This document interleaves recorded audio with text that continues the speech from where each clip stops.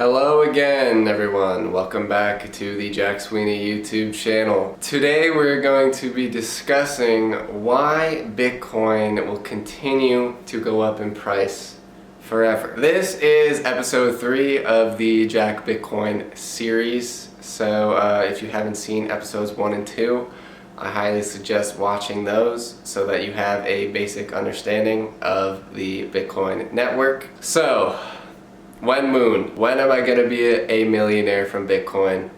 When am I going to be rich? When am I going to be able to retire? Why will Bitcoin continue to go up in price? How does this number go up technology work? Now, before we get into this, I am not an expert, okay? This is not financial advice. Do your own research, come to your own conclusions. I'm just gonna lay out the facts for you. That being said, my Bitcoin strategy is a 10, 20, 30 year strategy, okay? I'm not trying to become a millionaire off of Bitcoin next year, although that would be nice. It's a long-term strategy, and we'll get into why. The first thing that I want to discuss in relation to the economics of Bitcoin, number go up technology, is absolute versus relative scarcity. So Bitcoin is programmatically absolutely scarce. There will only ever be 21 million, and that is enforced through code and math. Now, that is very different from an asset, say like real estate. When you look out of the window of an airplane, all you see are vast swaths of land that could potentially be used as housing for people. Land is only relatively scarce, okay? Sure, the island of Manhattan is scarce, but New York State is largely unpopulated. Same thing with gold. People think that gold is absolutely scarce. What happens when we start mining asteroids, people? You could always go and find more gold. Paper money, a great example of relative scarcity. Your paper dollars are not scarce. Someone can just decide to print 6 trillion of them, which they did last year. The total supply of gold, real estate, paper dollars can be further expanded. The total supply of Bitcoin can never be expanded. Hence, it is absolutely scarce, which is a huge difference. Never before in the history of humanity have we had an asset that is mathematically absolutely scarce. So let's take a look at the price of Bitcoin on a linear scale. As you can see, it looks like it just absolutely booms and busts every 4 years or so. And your average person who's looking at this graph is probably thinking, oh my god, it's gonna crash to zero. This is just not sustainable. Okay, well let's switch the scale to a log scale. As you can see in this log scale, the price of Bitcoin has just been continually, steadily increasing at a decreasing rate up and to the right. And you can see patterns in the exponential increase. Every 4 years, we get a bit of a spike. Why is this? It has to do with something called the halving. And this is really what sealed the deal for me with Bitcoin, because once I understood this, I understood why so many people think that Bitcoin is worth $60,000. So every 4 years, we have something called the halving. Now, what is the halving? Basically, as we discussed in my prior video, every time a new Bitcoin block is created, there is a block reward, otherwise known as the block subsidy. Now, there's also transaction fees that are included in the block subsidy, but for now, let's just focus on the block reward. In 2009, when Satoshi mined the first Bitcoin block and started the network, the block reward was 50 Bitcoin per block. This means that every time a miner commits a new block to the chain, he was rewarded with 50 Bitcoin in 2009. Where it gets interesting is that Satoshi programmed the block subsidy to be cut in half every 4 years. So in 2009, miners were receiving 50 Bitcoin per block. The first halving occurred November 28th, 2012, and that decreased the block reward to 25 Bitcoin per block. Then in 2016, July 9th, the block reward was further cut in half to 12.5. And the most recent halving was May 11th, 2020, which cut the block reward further to 6.25 Bitcoin per block. So,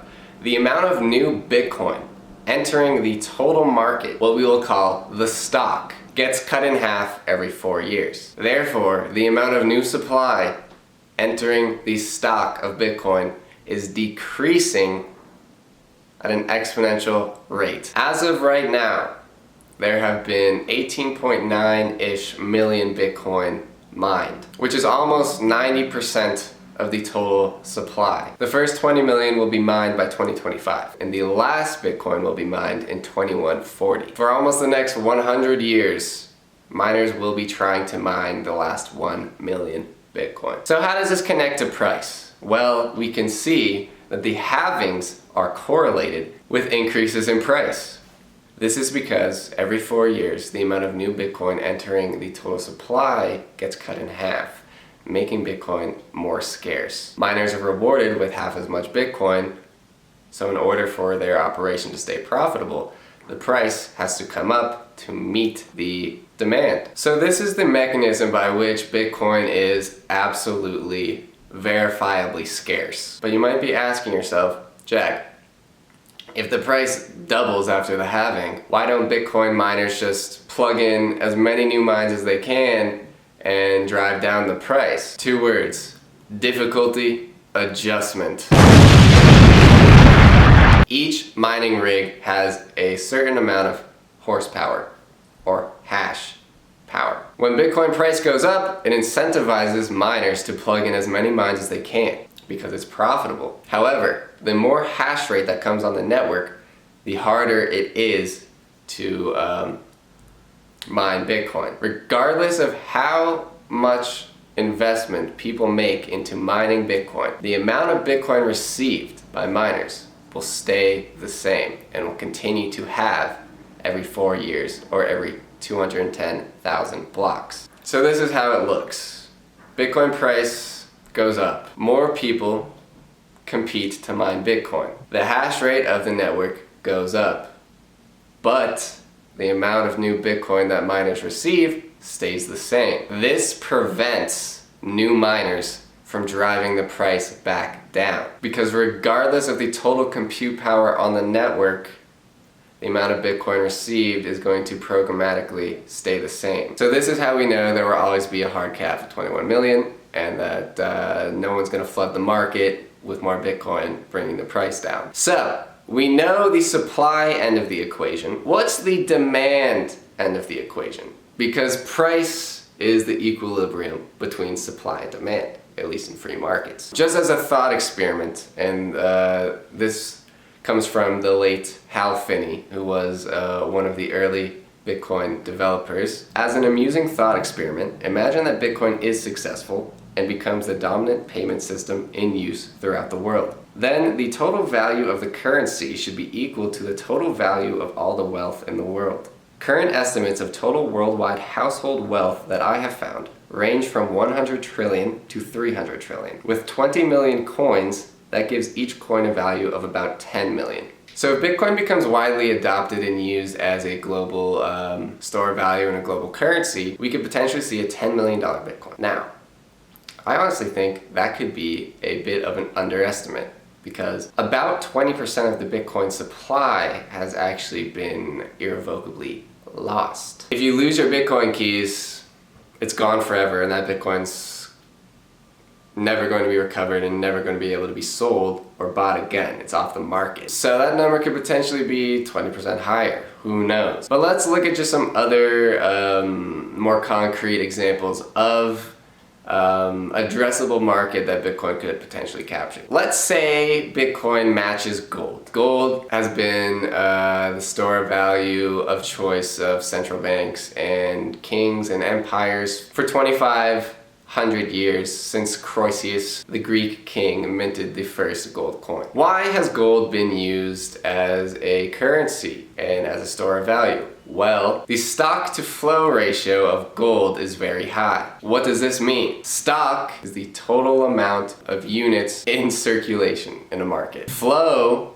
is the amount of new coins or new units entering that market. Since the majority of gold on planet Earth has already been mined, because we've been mining gold for the past, who knows, 10,000 years? 5,000 years at least? Most of the gold has already been mined. However, we're pretty technologically advanced now as a society, so we're always figuring out new ways to mine gold. The amount of new flow entering the total supply of gold is about 1.5%. So the total market cap of gold increases about 1.5% a year. Now, that's a pretty hard money because gold is very hard to mine. Let's contrast that to fiat currency, which you can just fucking print. They printed 40% of the total market cap of the US dollar in the past year. That's a very easy money to print, which is not a good place to store your wealth for the long term. Gold is a better place to store your wealth for the long term because the supply cannot be inflated easily. Bitcoin is even harder to create than gold. And gold is pretty hard to send overseas, it's pretty hard to transact with, it's heavy, it's easily confiscatable. Someone can just come kill me and take all my gold. That's why we don't use gold as currency. That's why we needed fiat currency as a layer on top of gold to transact with, at least back in the day when your dollar was redeemable for gold. After 1971, the dollar's just a piece of paper. Just a fucking piece of paper, I guess. But let's compare gold to Bitcoin. Bitcoin can be sent across the world instantly for basically free. I can store my Bitcoin seed phrase in my head and I can cross borders with it. It's weightless. It's inconfiscatable because if someone wants to come try to steal my Bitcoin, it's in my head. That's not to mention other security features that Bitcoin has that I'm not gonna get into in this video, and it's harder to produce on top of all of that. And it's absolutely scarce, whereas gold is still relatively scarce. We could go mine a fucking asteroid and increase the gold supply by 100%. That's hypothetical, but it's possible. Bitcoin is impossible to produce more. So for this reason, I think that Bitcoin could easily match gold's market cap, which is $13 trillion. On this estimate that I found on Twitter, let's say it captures half of that market cap, that's $5.2 trillion. That's a 5x in Bitcoin's price right now. If Bitcoin captures half of gold's market cap, which I honestly think is a huge underestimate, each Bitcoin would be worth $300,000. But gold isn't even the best example we can use here. Let's talk about negative yielding bonds. Woo!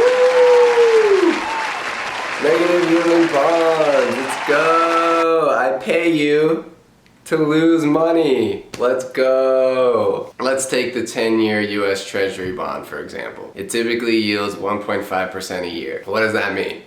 You'll increase your money by 1.5% a year if you buy a US Treasury bond. But inflation is at 6% a year right now. Probably even higher if you look at what people actually want to buy, like houses, which are up 20% this year. But let's just say that inflation is 6% this year. If I buy a 10-year US Treasury bond and it yields me 1.5% a year, but inflation is running at 6% a year, I'm actually seeing a negative real return of -5%. That's a liability. And there's a lot of people that are a lot smarter than me that are beginning to realize this, and they're saying, why would I ever own this stupid bond that is actually sucking money away from me rather than preserving or increasing my money? There are $18 trillion worth of these negative yielding bonds. Where do you guys think that's gonna flow? Into the stock market? No. Stocks are heavily overvalued compared to GDP right now because, again, of the inflation. You think it's gonna flow into real estate? I don't know.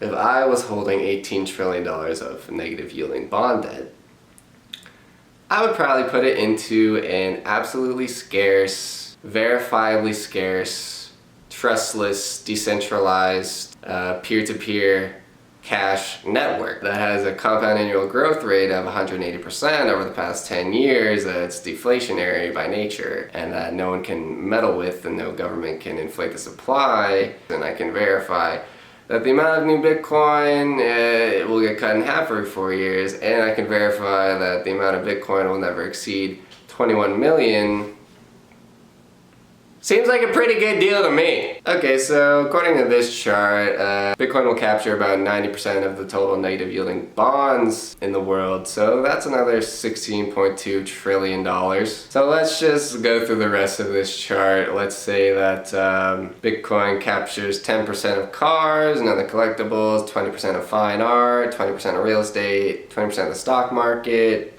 90% of the negative yielding bonds, which is fairly realistic, and 50% of low yielding bonds. We could potentially see a market cap of $206.9 trillion for Bitcoin. That's a 200x from here. 200 times 60,000 is $12 million per Bitcoin. That is the entire demand side of the equation. Now, I'm not saying this will happen overnight.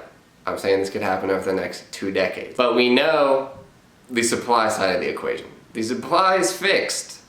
Supply is 21 million. That's never going to change. The demand side of the equation looks overwhelmingly positive. So if we take all this into account, you can see that, over the next decade, we could potentially see massive gains in the price of Bitcoin. So I know where my cards are being played. I know where I'm putting my money. You can make your own decisions based on the data that you're seeing, but based off the data that I'm seeing, Bitcoin is just going to continue to march upwards. It could have 50%, 80% dips in between, but I know goddamn well that I'll be buying those dips hard. So I hope this video helped clear up why Bitcoin just seemingly continues to rise in price, and I hope you guys have somewhat of a better understanding of the economics of the network and of this magnificent new technology. And like I said earlier, this is not financial advice, this is just what I'm seeing. That's gonna be it for this video, guys. I'll see you next week for episode 4, and subscribe to my newsletter, follow me on Twitter, like the video, comment if you want. If you have any questions, leave questions below, I'll answer them. Thanks for joining me today on this wonderful journey through Bitcoin. See you next week.